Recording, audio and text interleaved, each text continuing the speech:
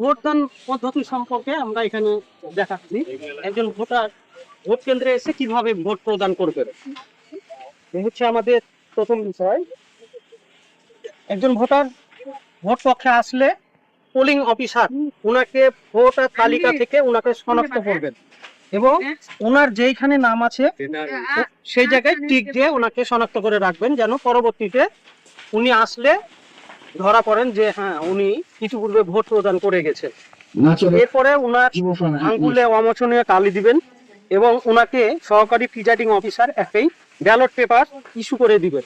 উনি গোপন কক্ষে উনার পছন্দের প্রতীকে ভোট দিবেন এবং ভোট দেওয়ার পরে ব্যালট পেপারটা কিভাবে ভাঁজ করবে, কারণ এক জায়গায় সিল দিলে ওই সিলের কালিকে অন্য জায়গায় আসতে পারে।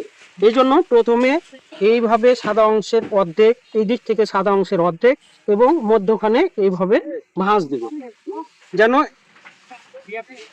মার্কিং সিলের কালিটা অন্য কোনো প্রতীকে গিয়ে না পড়ে।